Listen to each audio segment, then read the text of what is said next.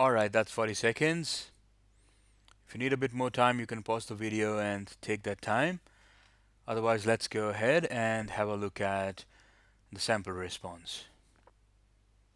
Accelerated MBA programs are a variation of the two-year programs. They involve a higher course load with more intense class and examination schedules and are usually condensed into 1 year. They usually have less downtime during the program and between semesters.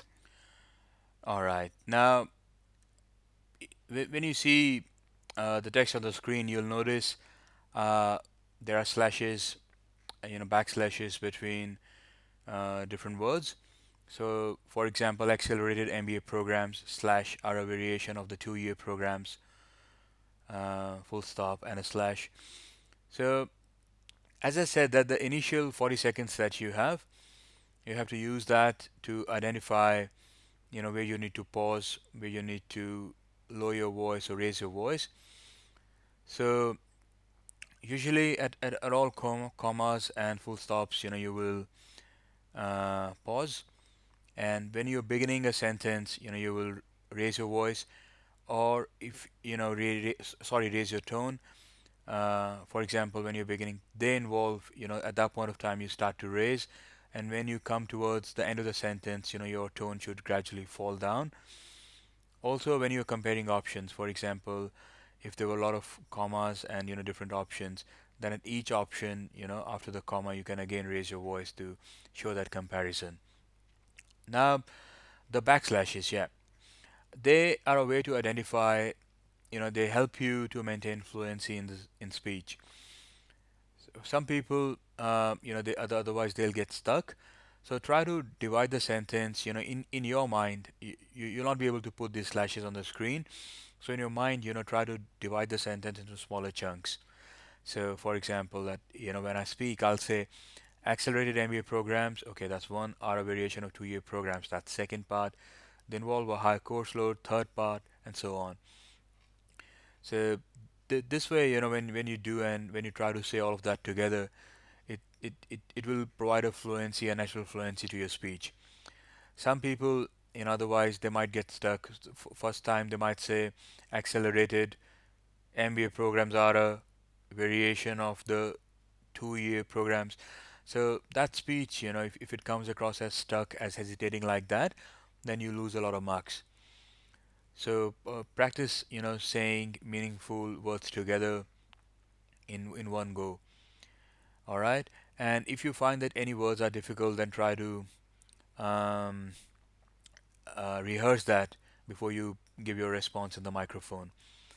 The other thing you notice that the downtimes, that's in quotes, so you can put a bit of stress there. You can say they usually have less downtime during the program and between semesters. All right. So try to identify things which contain more meaning, or which need extra emphasis, and try to say it like that. Okay. Now, as always, please compare your response with the sample response. If you need to, you can go back and play the sample response. Let's go to question number 2 now.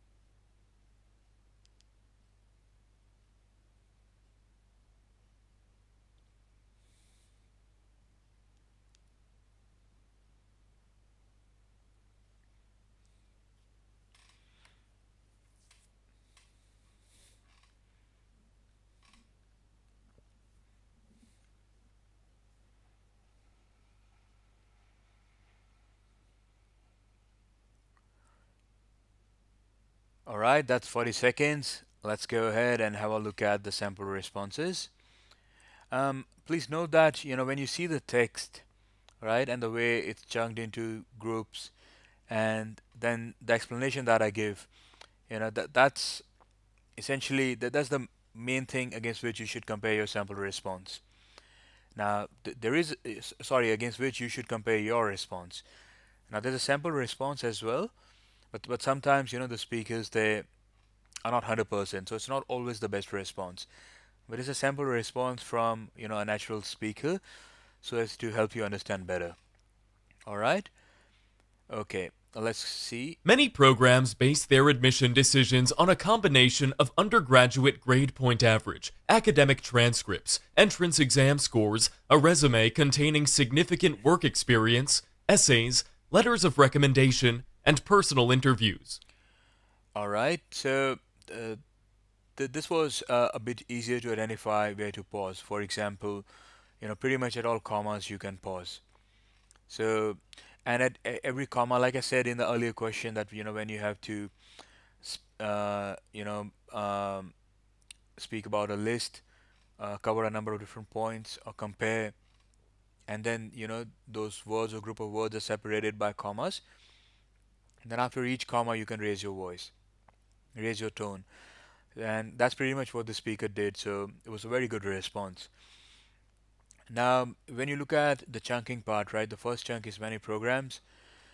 The second is a bigger chunk, but depending upon there's no, so as to say, correct way or one single way in which sentences have to be chunked.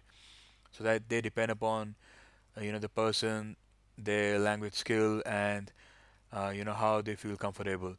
So, for example, this could very well have been chunked as many programs base their admission decisions as one part, and second on a combination of undergraduate grade point averages as second part. Okay, so the chunking is mainly a way for you to identify which parts, which words to speak together so as to bring in fluency to your speech. All right. Other than that, notice the rise and lowering of the tone after each commas and a bit of pause there. Now you can please compare your response with the sample response. All right. Once you've done that, let's start with question number 3.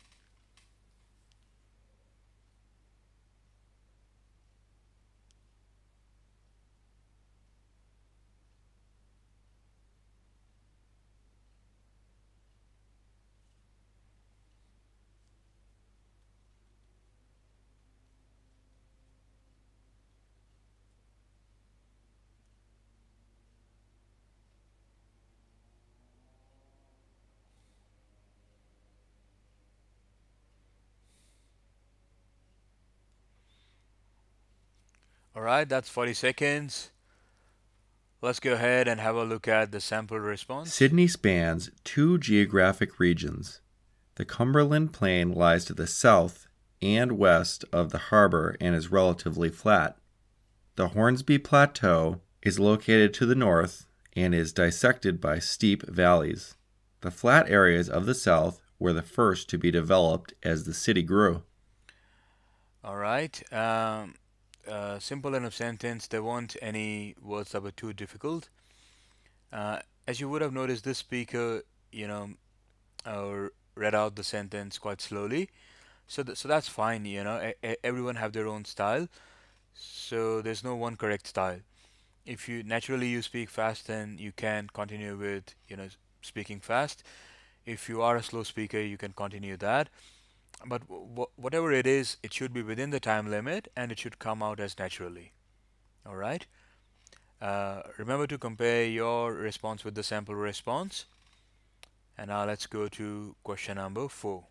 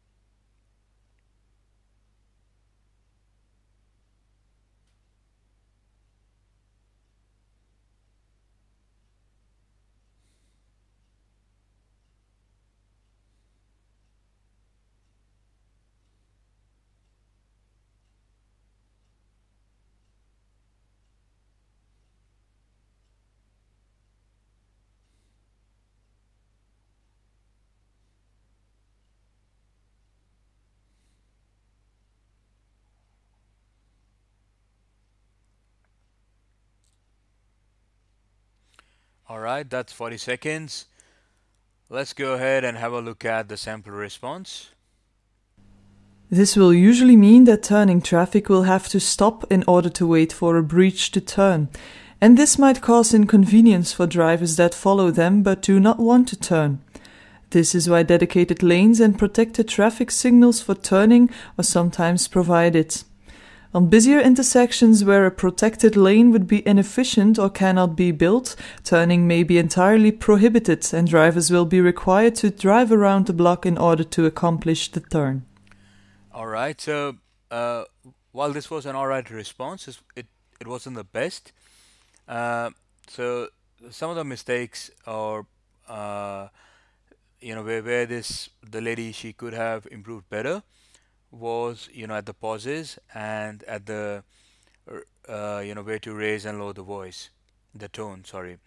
So for example, on busier intersections where a protected lane would be inefficient or cannot be built, turning may be entirely prohibited and drivers will be required to drive around the block.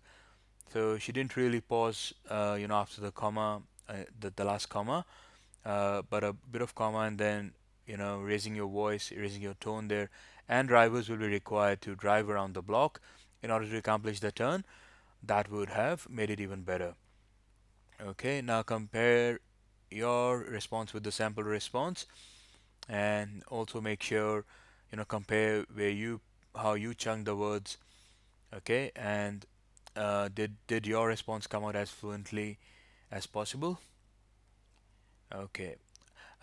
Another thing that I want to point out is that it's usually good, to record your response one, okay, then try again if you are not very happy with it, because this is practice, right?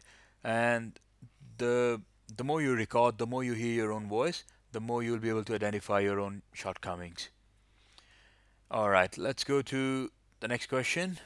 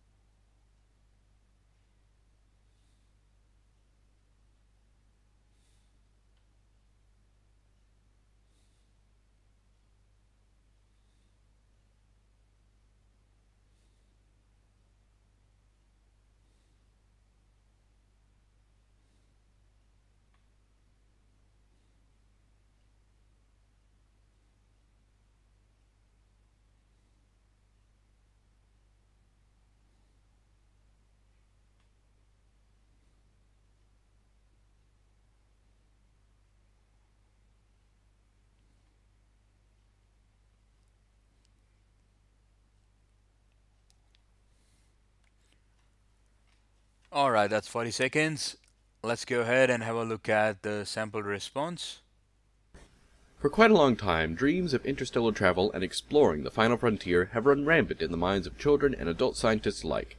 And with some of the latest breakthroughs in technology and research, NASA scientists have laid out goals to achieve manned flight to the edge of our solar system in 50 years. In 1994, Miguel Alcubierre put forward a report detailing a method of achieving interstellar travel. Alright, so quite an alright response that was. Now, please notice, the chunking, the pauses, etc. Did you notice any difficult words here? For example, interstellar, breakthroughs, they're not that difficult. So if you notice any difficult words, try to say that in before the microphone opens. So just practice in your mind how you're going to say that. So interstellar, interstellar, interstellar. Okay, practice like that. All right. And if while speaking, you get stuck at a word, then remember, if you keep you know if you keep repeating that word again and again, you'll run out of your time, and also you lose marks. So it's better just to say it whichever way it comes to your mind and just move on to the next word. Okay, if you can't think of anything, just immediately move to the next word. All right, but don't get stuck at a word for a long time.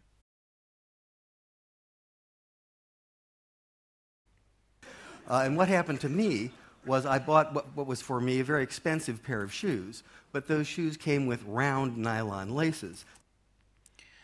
All right, so please record it. I'll just give you a couple of seconds.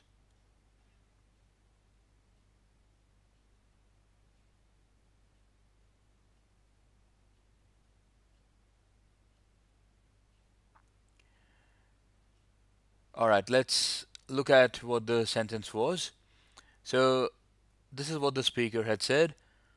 What happened to me was I bought what was for me a very expensive pair of shoes, but those shoes came with round nylon laces. So make sure that you pronounce all the words correctly, and that you paused and put some stress at but. But those shoes came with round nylon laces. So round nylon laces, round and nylon, it's a property of the laces. Tell something about the laces, so you can again put some emphasis at it.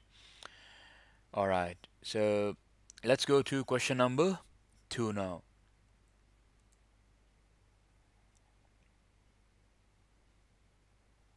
Last month, 61% of students refused to take the state tests. All right, please record the response now.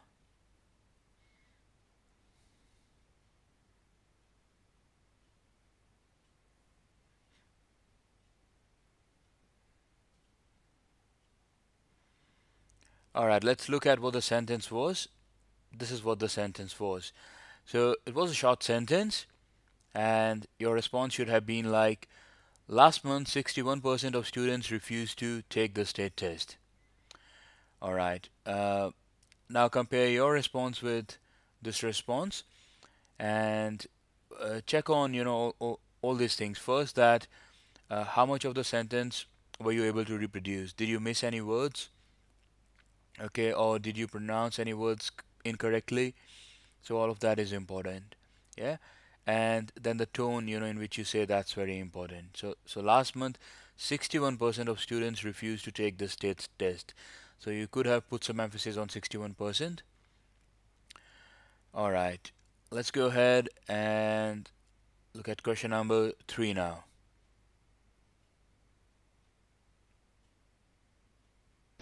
It does suggest that damage has been done to the biosphere itself, not just the environment.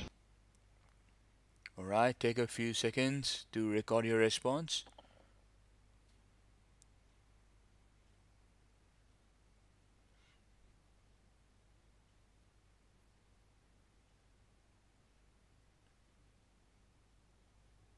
All right, let's look at the sentence. This is what the sentence was. It does suggest that damage has been done to the biosphere itself, not just the environment. So that was the response. If you make any mistakes with any of those words, if you think that any of these words you were not familiar with, then make a habit of noting down those words so that you can come and review them later. All right, let's go ahead and look at question number 4 now.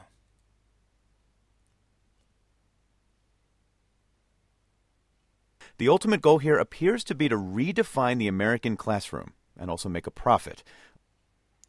All right, take a few seconds to record your response. You can pause the video, at any point of time if you need more time to record your response.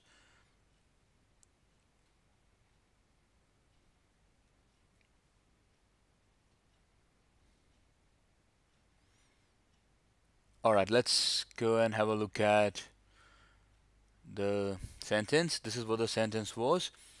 The ultimate goal here appears to be to redefine the American classroom and also make a profit. So now, as I said that, you can pause the video now and play your recorded response. Compare, the content. That is, compare that you got all the words correct, and in the right order. Uh, were you able to pronounce all of them correctly? Okay, so that's very important as well. And did you get stuck at any particular word? Did you stop, while giving your response? So all those things matter. Something that you can do is, you can, if let's say you find that, you are not coming across as that fluent, try speaking at different speeds. Try saying it fast, try saying it slowly, and then listen, or get a friend or get someone to listen to all those different audio responses, and then they can tell that which one sounds more natural, sounds more fluent. Okay, so I mean, try recording again and again, come up with multiple responses to the same question, so that then you can identify what particular style, what particular way suits you the best. All right, let's go to the next question.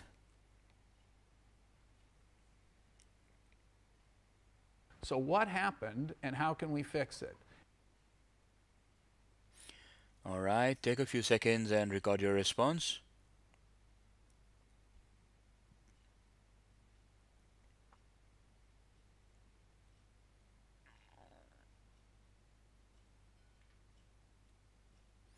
All right, let's look at the sentence. This is what it was. So what happened and how can we fix it? It was a short sentence, so you will get a mix of short and slightly longer sentences in this. So this was quite short. Now another thing, some people, they prefer to take some notes while they're listening. Others just try to memorize, try to remember the whole sentence. So only you can decide what approach is best suited for you. So for some sentences, a way to figure that out is that for some questions, you try to take the notes during the practice, and for some sentences, you just try to remember, and then see which one gives you better results. Okay, but in my experience, I find that taking notes is always good. You don't have to write down the whole sentence, but the words that you think are important, or something which helps you remember the meaning, that's always helpful. So even noting down one or two words, or just the couple of the few letters of the word, so as a hint, so that you remember and don't forget it, that's always helpful.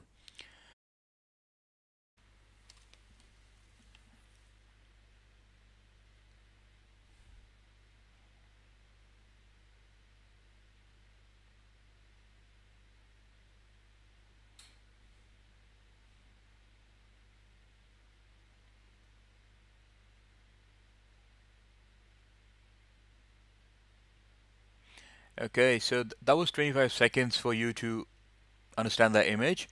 Now you have 40 seconds in which you have to give your response into the sound recorder.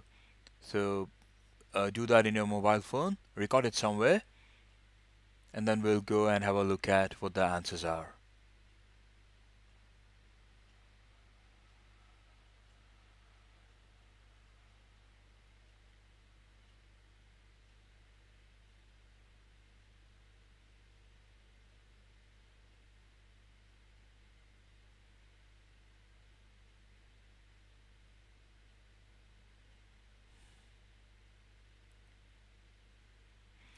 All right, so have you been able to record your response into the recorder by now?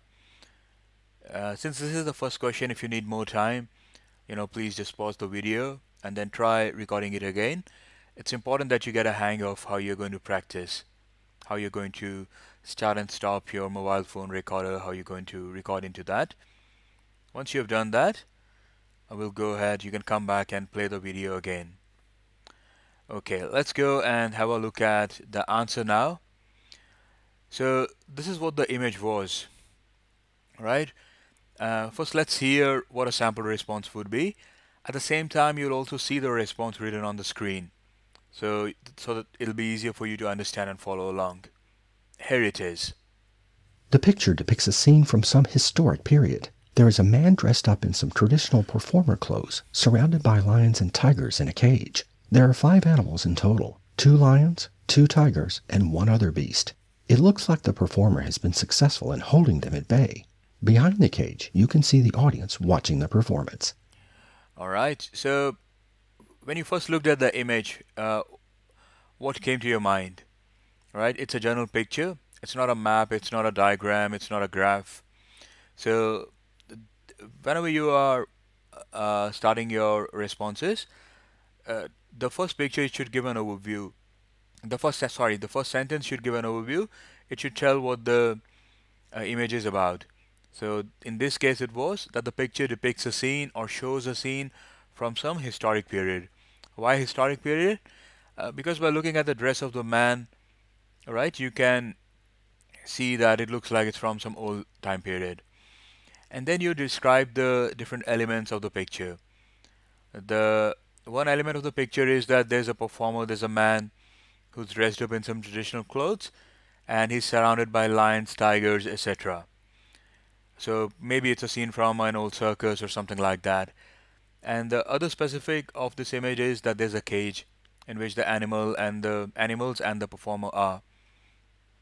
Then you can give some more detail. You can count the number of animals there are and tell what kinds of animals they are. So the speaker, the sample response, the guy was sure about lions and tigers, but wasn't sure about the 5th animal, so he just said 5th or one other beast. So that's also fine. And whenever possible in these type of responses, you have to add your own meaning to it. You have to draw some conclusion, and you have to add your own perspective to it. And in this case, it was that it looks like the performer has been successful in holding them at bay. Holding them at bay means keeping them away, keeping them at a distance, that it looks like he has been successful in keeping himself safe among the animals. And then the last sentence was that behind the cage you can see the audience watching the performance. So that's just another point. So the structure, you'll begin with giving an overview, then you'll describe the different specific elements of the picture, and then you can add some information or a conclusion from your understanding. So the better you do it, the better your answer would be. Now, when you are giving these image responses, you have to speak naturally. And when we are speaking naturally, just the way I am doing at the moment, it's natural to hesitate a bit, to sometimes, repeat some words. So all of that is okay in this kind of question answers. So in speaking and describing image, so you have to be natural even if you hesitate for a moment and you repeat a word, that's fine. Just don't get stuck at it too much, because you'll only have 30 seconds or 40 seconds in which you have to give your answer. So keep moving forward. All right. Let's go ahead and try another question now. Question number 2.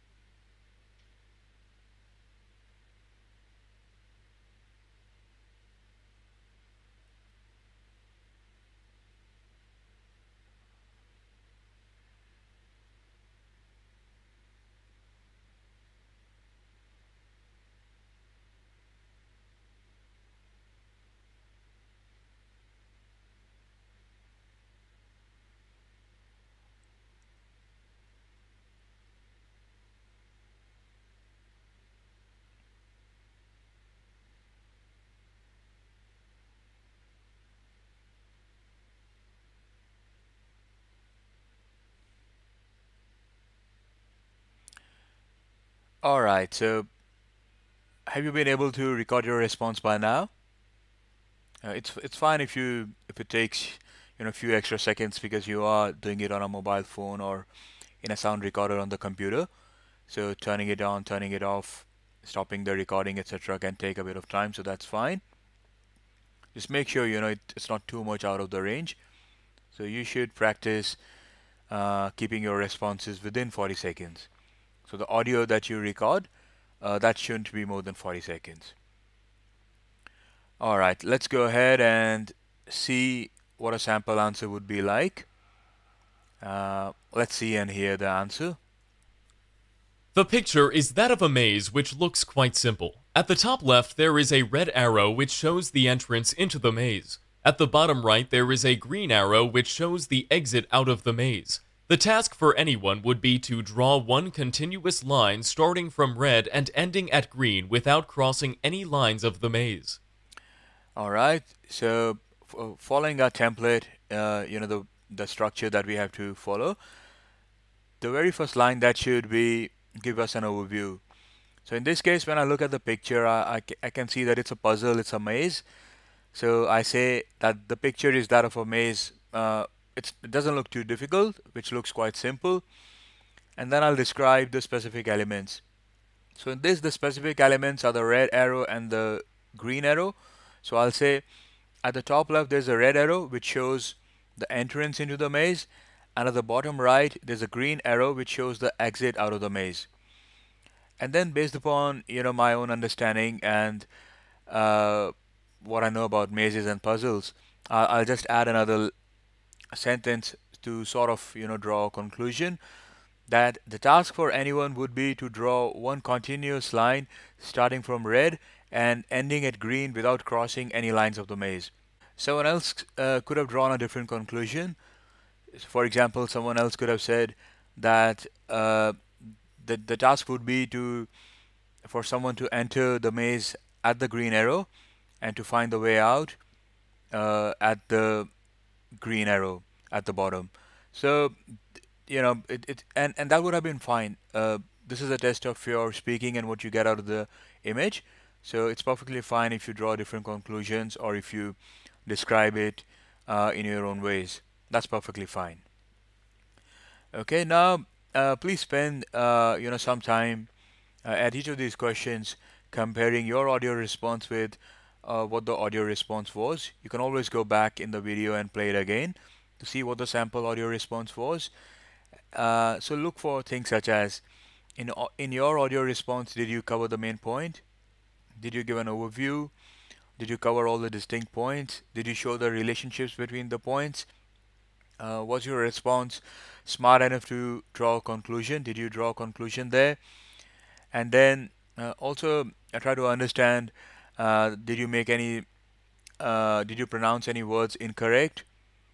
Okay, how the grammar was. Did you make any mistakes there? Did you get stuck at one point or at one word for too long? So all of that shouldn't happen. All right, your response should flow very freely. Okay, ready for next question then? Okay, let's go ahead and do the question number 3 now.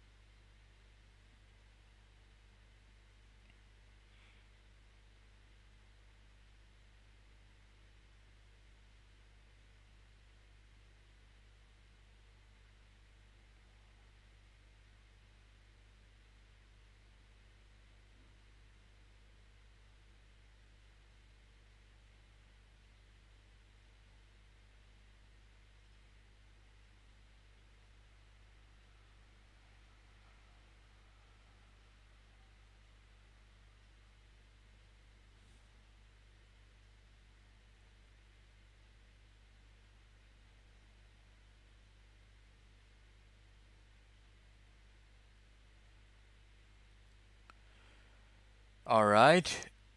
So do we have your response now? Take more time if you need to. Pause the video. Or let's go ahead and have a look at the answer. Here we are. The diagram contains a lot of information about the various cloud types. From the diagram, one can see the height at which a cloud type occurs, the relative size of that cloud type, and also the shape that a cloud might take. Cumulonimbus and nimbostratus clouds are formed across multiple altitudes from low to high, and they both provide rain. At the lowest height, you will find cumulus, stratus, and stratocumulus. In the middle are altocumulus and altostratus, and the highest altitude one finds cirricumulus, cirriostratus, and cirrus. Cirrus, cirriostratus, and stratus are shaped like wind. Altocumulus and cirrocumulus are very small in size. Okay, so when you look at this image, you can tell that, it's a scientific diagram or it's a climate diagram, something to do with it. And what it's showing is it's showing there are different clouds and they are at different heights. So the first thing that I want you to understand that there are, too many different types of clouds here.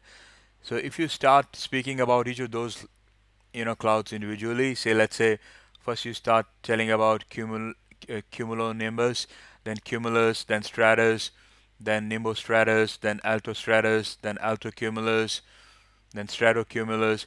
If you try to cover each one of those in one line, you will definitely run out of 40 seconds. What's essential is that you learn how to club similar elements together. So what are the similar elements to here? First look at what are the largest or what are the biggest, and that applies to all uh, kinds of images, even in graphs, bar graphs or pie charts, etc.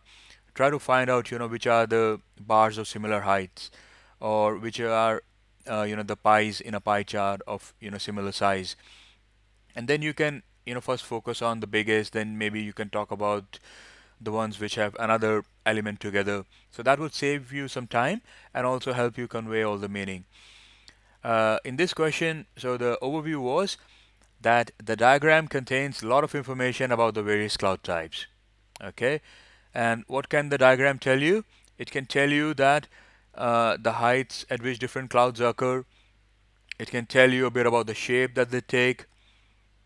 It can tell you which clouds are bigger, which clouds are smaller. So that's why we say that from the diagram one can see the height at which a cloud occurs, the relative shape of that cloud type, and also the shape that a cloud might take. Then we say, take the biggest ones, and we say that cumulonimbus and nimbostratus, they are formed across multiple altitudes, means multiple heights, from low to high, and they both, they are the only two which rain comes from. And then we club the three together, which are at the bottom, cumulus, stratus, stratocumulus, and then we talk about the middle and the ones at the top. So we have clubbed all of them together. Um, an additional detail which possibly could have been added to the response was a bit about the height. So you could have said that um, from the diagram one can see the height at which the cloud type occurs, which can be less than 2000 meters to up to 12,000 meters, right? So that's an additional element that could have been added. But when you have only 40 seconds, then you have to make a decision. You'll try to pick the ones which convey the maximum meaning, and that's what was done in this sample response. Now pause the video, listen to your audio response, play it out on your mobile phone or on your recorder, and then compare it to the response that we had. So feel free to go back and play it for the comparison purpose. All right. Shall we go to question number 4 then? Here we are.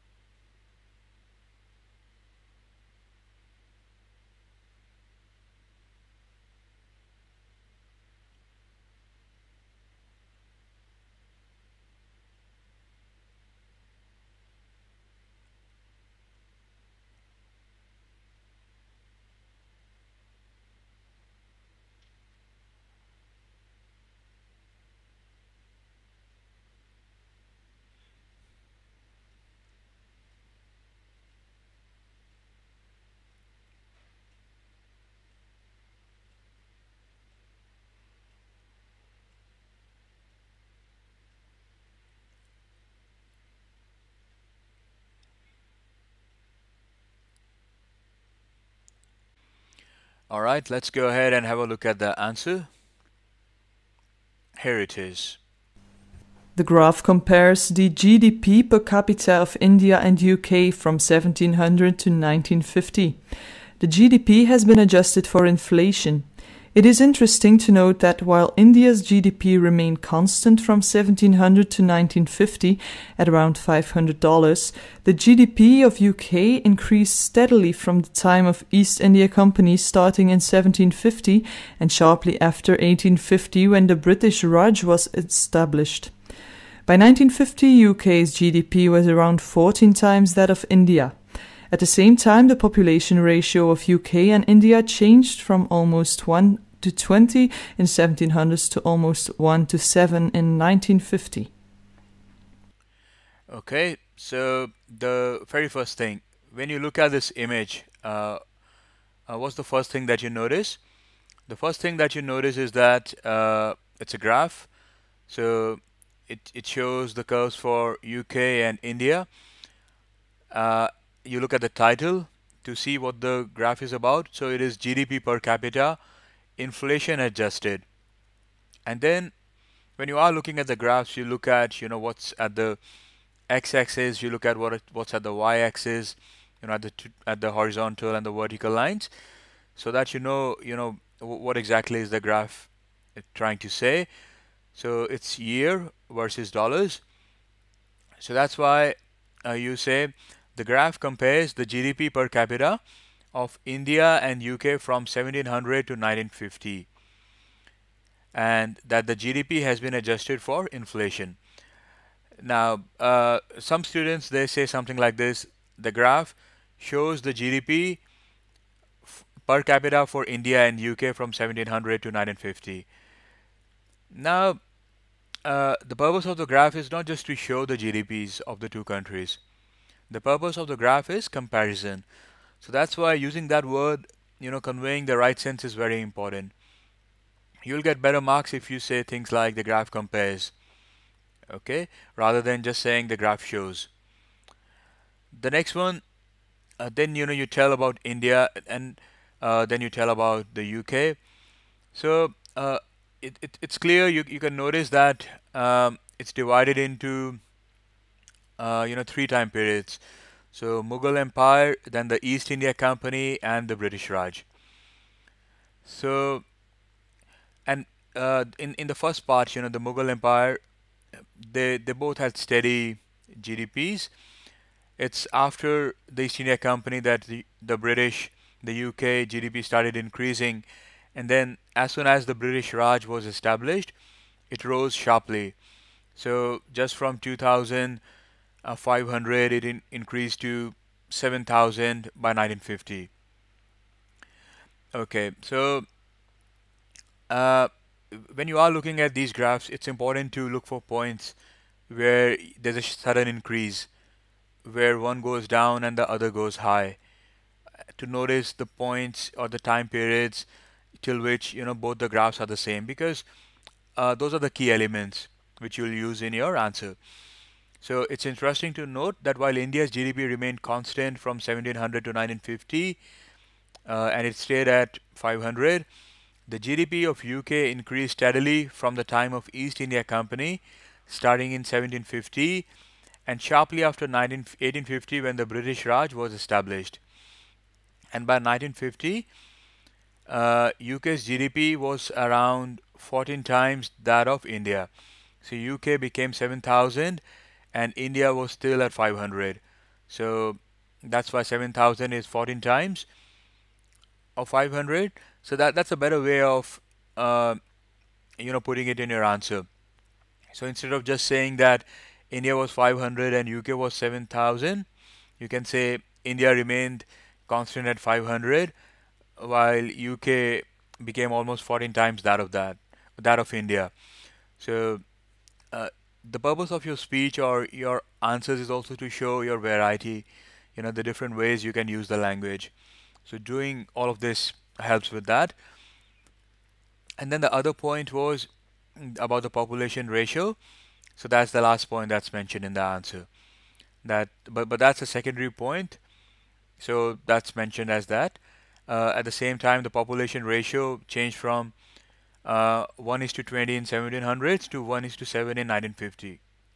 So again, instead of saying 5.2 to 100 and 14 to 100, we simplified it by saying 1:20 and 1:7. Okay, so that was your graph question. Pause here, review your answers, then come back and play.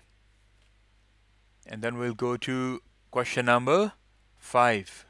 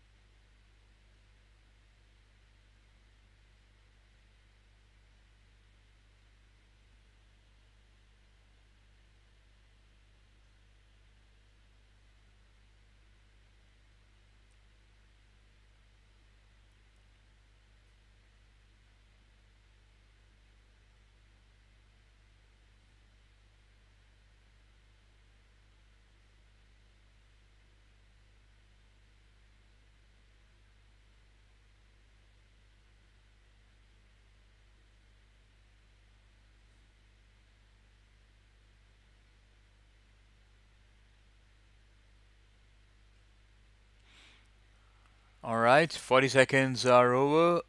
Have you recorded your response? Pause if you need more time. And then let's go ahead and have a look at the answer. The pie chart shows the employment provided by various sectors in 2009 to 2010 for a particular region, maybe a state or a country.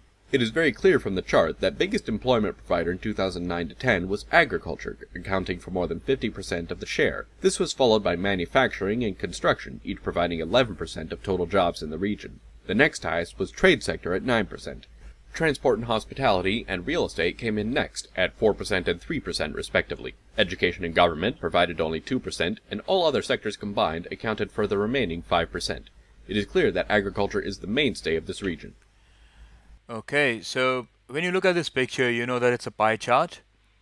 Yes, so a pie chart means it's something like a pie and then divided into different areas. So that's a pie chart. What you try to the first thing that you notice, you have to try to see the title. So it's employment by sector, percentage, share, 2009, 2010. So in that year. Now it doesn't say that whether this is for a country, any particular country or any particular region. So that's why we just say that the pie chart shows the employment provided by various sectors in 2009, 2010 for a particular region, maybe a state or a country. Okay, now then what you do is you look at the biggest part, biggest chunk of it, which which pies are the highest and which are the lowest. So so the agriculture, that has the highest percentage, 53%. So you say that it's very clear that the biggest employment provider, now we are, instead of always saying that the biggest share in employment sector, so we, as I said, we have to show our variety. We have to show that we can use language in different ways. That's why we use different words as well. So we say the biggest employment provider in 2009-10 was agriculture, accounting for more than 50% of the share. So instead of just saying 53%, you can say more than 50%, and that's fine. Then try to club, look at the next biggest. So manufacturing and construction, similar. And at the same time, in your first 25 seconds, you should also note down which are the smallest ones. So that in the end, you'll club them all together. So the second sentence was, this was followed by manufacturing and construction, each providing 11%. The next highest was trade sector at 9%. Transport and hospitality and retail came in next at 4% and 3%. Education and government provided only 2%. And then others in the graph says 5%. So instead of just saying others, you will say, and all other sectors combined accounted for or provided the remaining 5% jobs. Now quickly, you can try to draw a conclusion. So you can say that it is clear that agriculture is the mainstay of this region. Mainstay means that this region depends, mainly on agriculture for jobs, etc.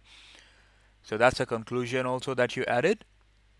So remember the structure: your overview sentence, then specifics, look at the biggest, look at the highest, try to draw conclusion in the end, and in between, if there are too many elements, then try to club them together. So the highest ones you can club them together, the smallest ones you can club them together. All right, because you have to keep your response within 40 seconds. Okay, so as I said earlier, play your audio response as well and try to compare it to this audio response. Feel free to go back, replay the video, or replay this particular question again and hear the audio response that was there.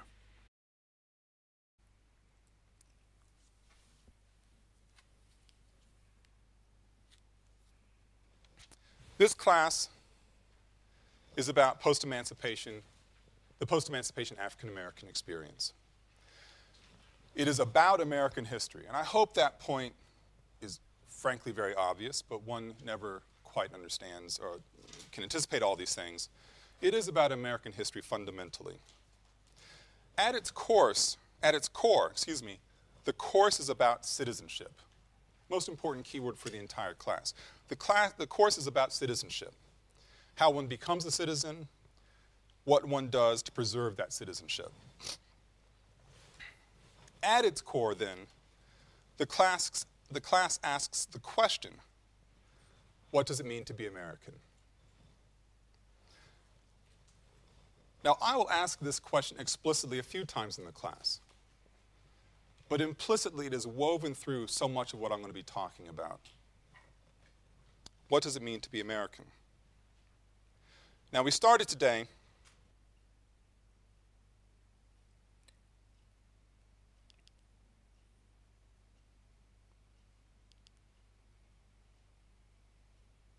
Start recording now.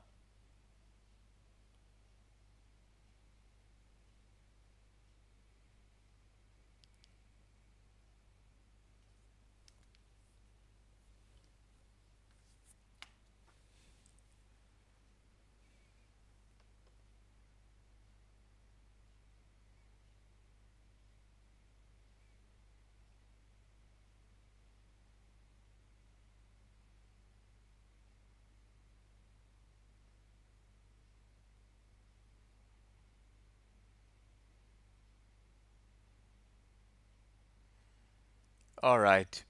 If you need a bit more time, please pause the video and continue with your recording. Otherwise, let's go ahead and have a look at the answer. So, this is what the lecture was. Let's listen to a sample response. The lecturer explains that the class is about post-liberation African American history, which, in a broader way, is about the American history. The course will explore topics like citizenship and what does being an American actually involve. All right, so what you're seeing in bold, those are some of the keywords. So if you were, let's say, checking your notes, those are the kind of words you should have captured. Now, whenever the speaker, in your lecture, he says, makes statements like, this is about, so that means, he's going to tell you something important. So those are the points to listen out for, right? And any point, where he's adding detail, he's providing more information on an earlier point. So that's sort of a hint to you that those are the key points. But most importantly, you should be able to understand what the theme of the lecture is. And in this case, it was the African American experience and its link to the American history. Now, another thing that you would have noticed from the response was that instead of saying post-emancipation, the speaker said, post-liberation African American experience. So emancipation means, when the African Americans, they were emancipated, when they were freed. So it's about, a period after that.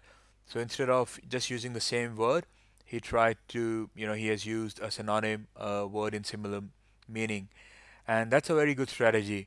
So try to use words which are similar in the meanings. Try to show your variety, that you know a lot, that you can use a language in many different ways. That would help you score better.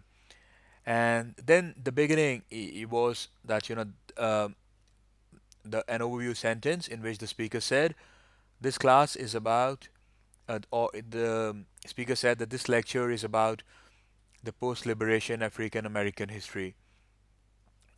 You could have also said that the lecturer talks about post-liberation African American history. And that's kind of a template that you can follow for a lot of your responses.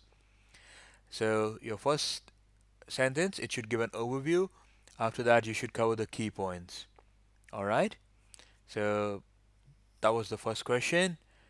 Let's go to question number 2.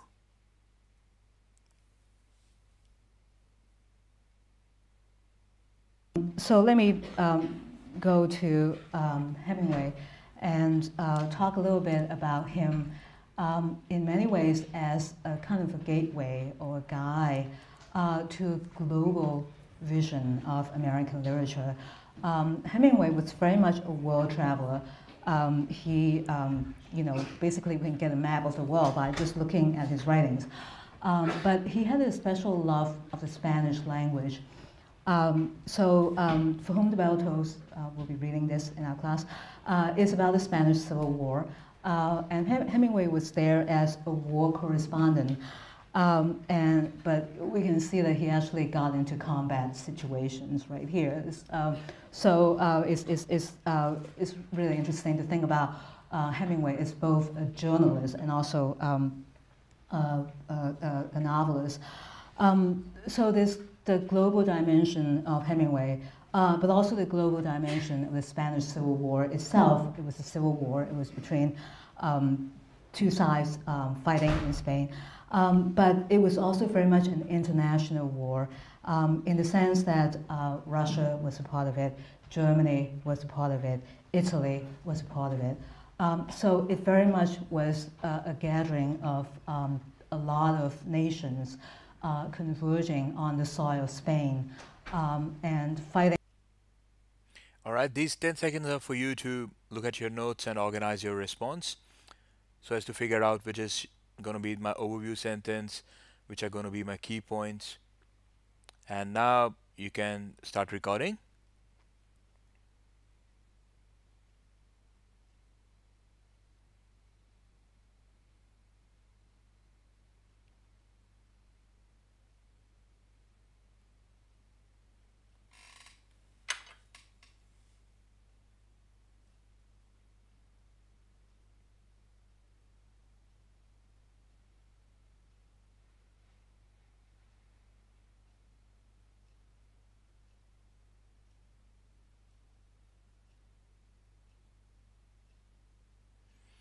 Alright, so you should have recorded your response by now, but if you need more time, please feel free to pause the video.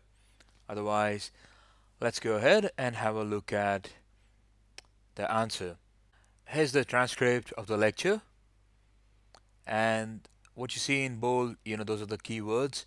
Some of those you should have taken down in your notes. Hemingway, global vision of American literature, that he was a world traveler.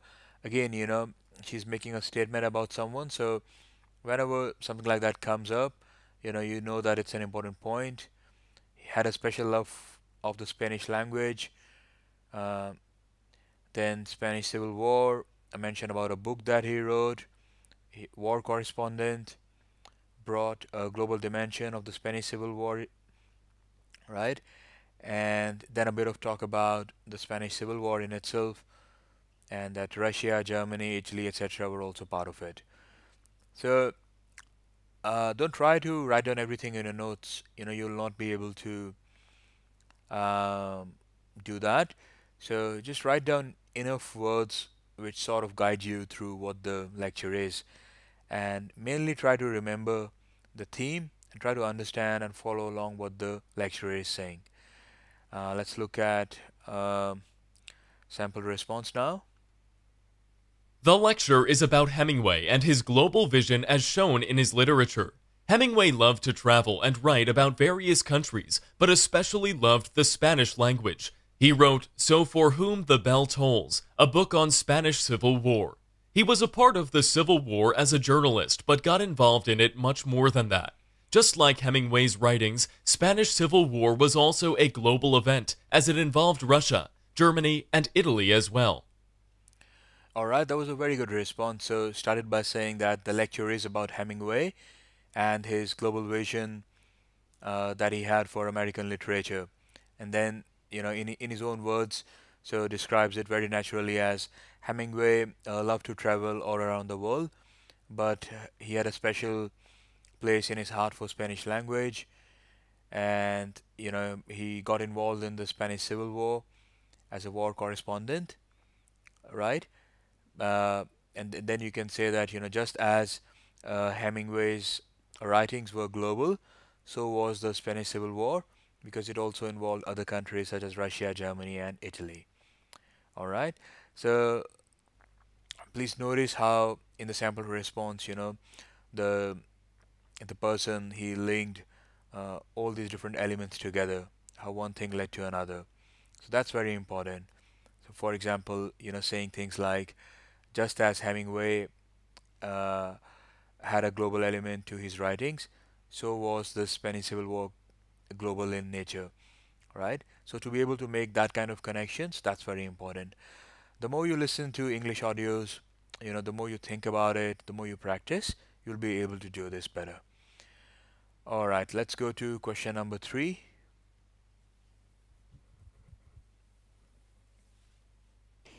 Let me remind you what we had started to talk about. The class is organized into 3 fairly specific topics, the first of which is extrasolar planets, planets around stars other than the sun, exoplanets so-called.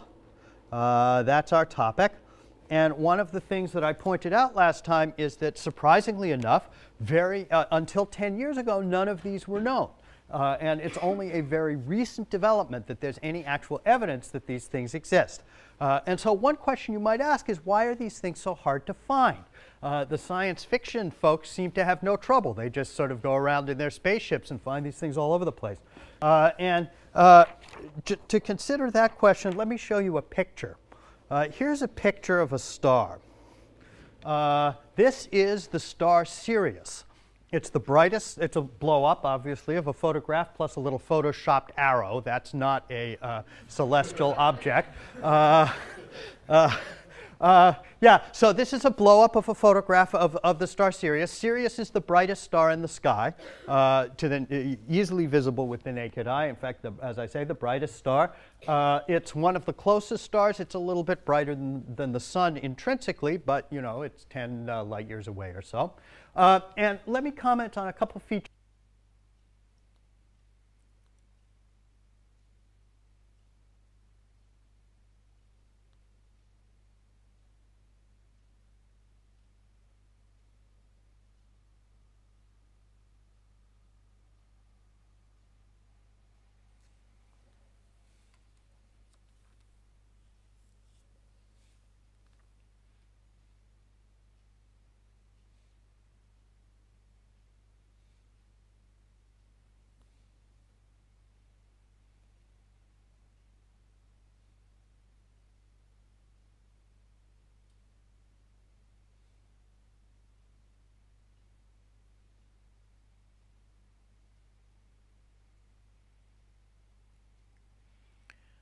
All right, so if you need more time, you can pause the video and then resume after you have completed recording your response.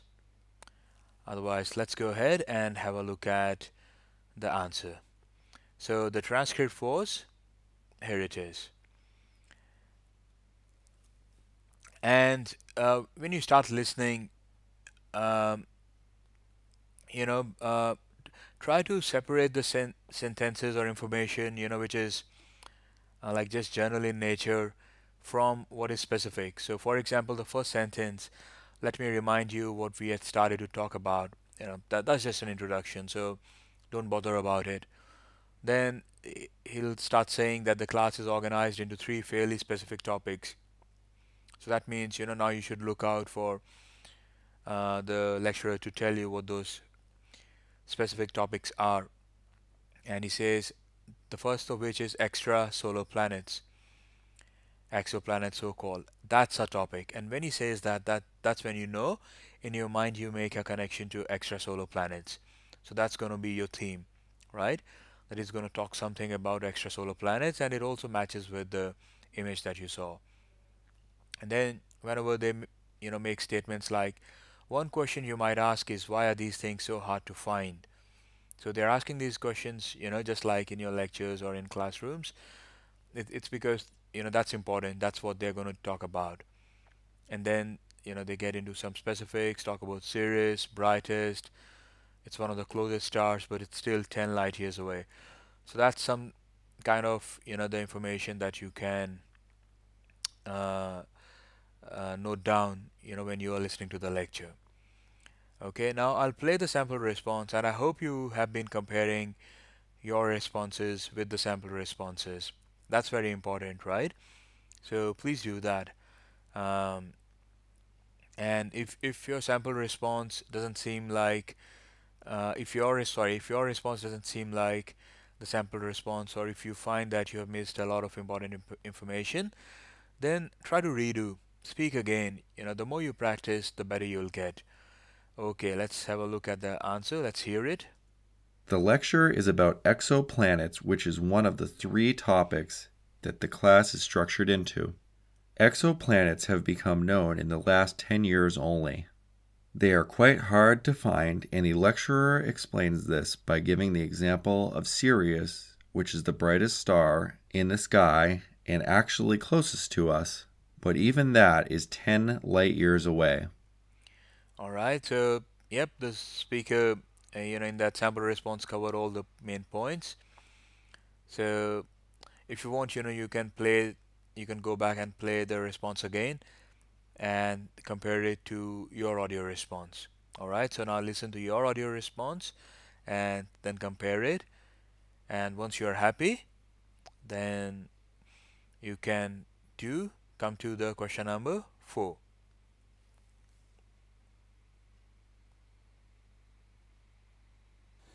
Well, we begin our story with the emergence of the Bronze Age in the Aegean Sea area. That appears to have taken place about 3000 BC. I think these days they date it down about another century to about 2900. Precision is impossible, don't worry about that.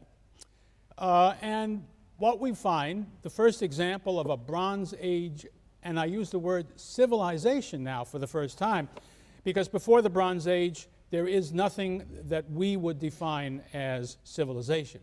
Civilization involves the establishment of permanent dwelling areas that we call cities, as opposed to villages. Agricultural villages will have existed all over the place in the late Stone Age, in the Neolithic period as it is known. But there is a difference, and a critical difference is that a city contains a number of people who do not provide for their own support. That is to say, they don't produce food. They need to acquire it from somebody else. They do various things like govern and are priests and are bureaucrats and are other non-productive activities that depend upon others to feed them. That's the most narrow definition of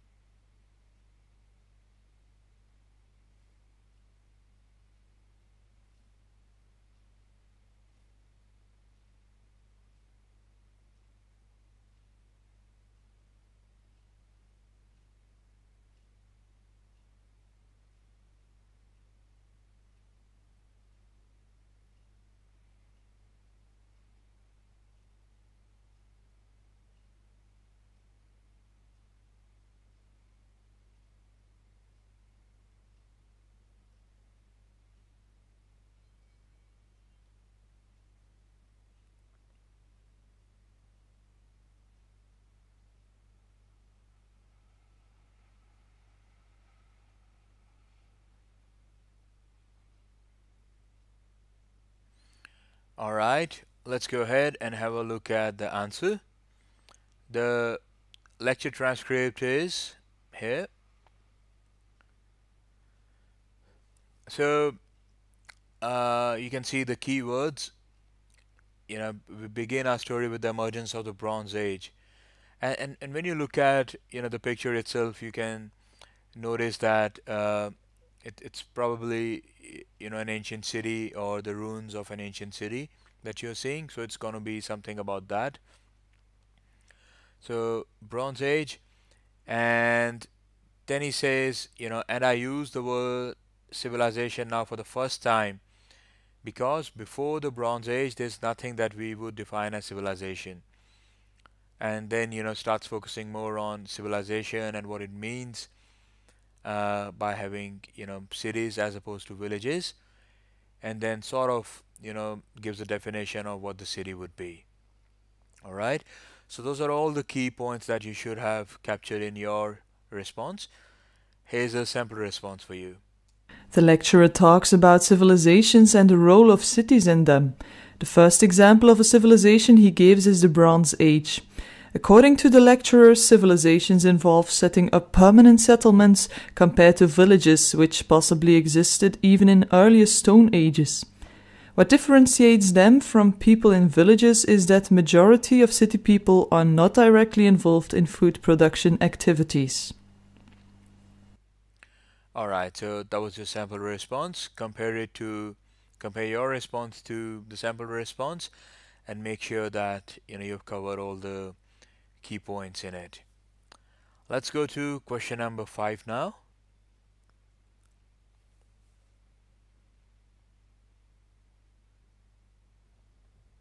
It's an era of great struggle for the nation, truly. We're still not out of that moment.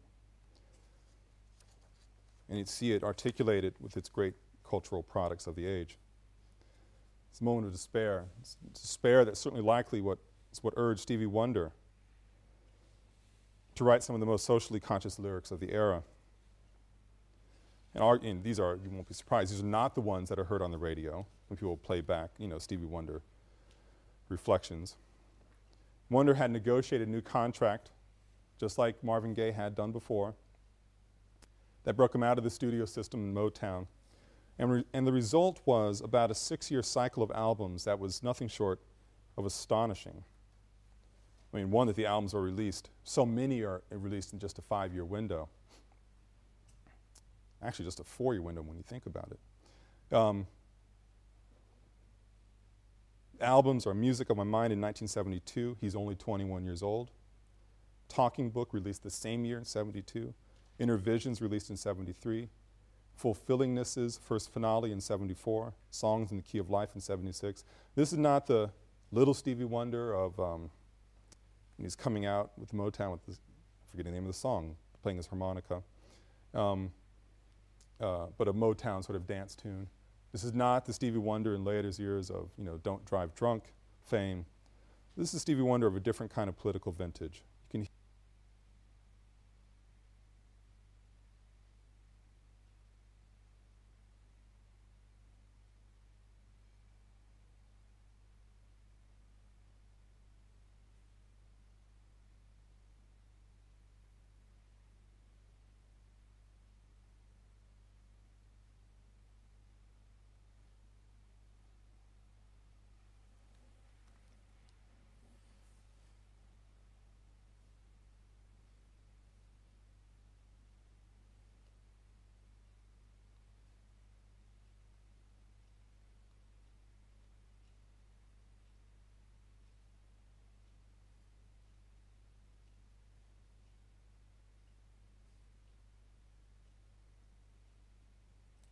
Alright, that's 40 seconds.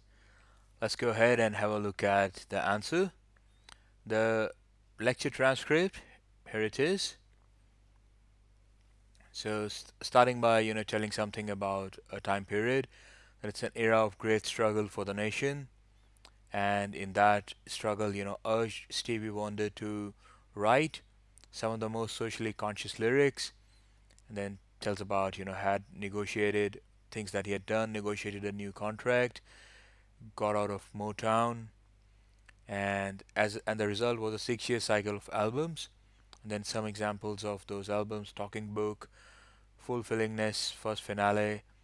And then he sort of also makes a statement that this is not the Stevie Wonder in later years. It's a different kind of a Stevie Wonder, more politically inclined, having a political message in his music. Now let's hear a sample response. The lecturer talks about a period in the history of country and Stevie Wonder's music in context of that period. It was a time of turmoil and despair and led to Steve Wonder writing socially relevant songs. He had been able to get out of studio contracts and therefore freely composed for 6 years. He released many albums in that period, such as Music on My Mind in 1972, when he was only 21 years old. Other albums he released included ones such as Talking Books and Songs in the Key of Life. The music he composed in those years was very different from the work he did later in life. All right. So, if you notice, the speaker, the sample response. So he begins quite well, but in the end, probably because running out of the time, so he just ends at the work that he did in the early years is very different from the work he did in the later years. So it doesn't really tell, that the difference is around the political tone of the work that he did in the earlier years. Okay. So again, I would like to highlight the fact that when you are listening to an audio, it's essentially this question type, or a lot of these question types in the speaking section. It's a test of how well are you able to connect the different words and sentences together as you hear them. All right. So imagine that you've closed your eye and one by one you are hearing these different words. So as a new word comes in, are you able to connect it to the earlier words? Are you able to identify what the theme is? So it's a test of that. All right. So as a practice, try listening to the news on television, try listening to different audio podcasts, etc. If you go to our Facebook page, then almost every day we post learning material like this on our Facebook page that can give you reading, writing, speaking, listening practice. So make a habit of engaging with English language on a daily basis. So small steps, they will add up and will help you a lot in life.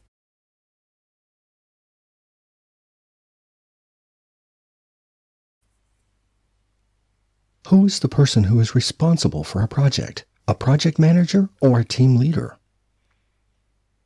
All right, did you get that correct? Let's see. Here's the answer. And the question was, who is the person who's responsible for a project? A project manager or a team leader? So you can answer, you can say both. You can say just a project manager, or you can say a project manager. Either one of those would have been correct. Let's go to question number 2 now.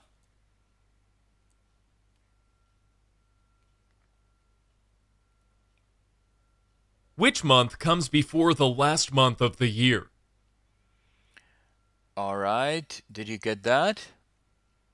The answer is November. And the question was, which month comes before the last month of the year? That's November. Okay, let's go to question number 3.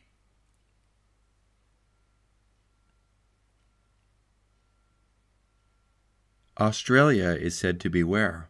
Up, above, or down under?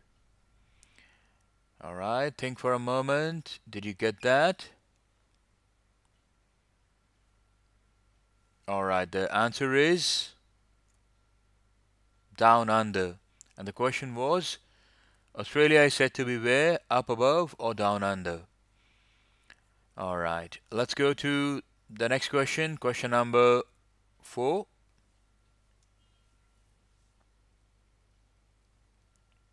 If someone lives in a rural area, where do they live? All right, did you get that?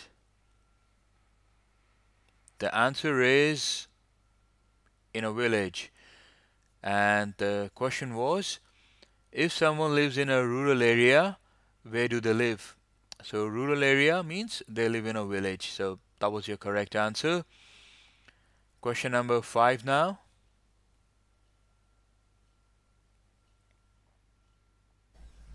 What do you call a person who has written a book?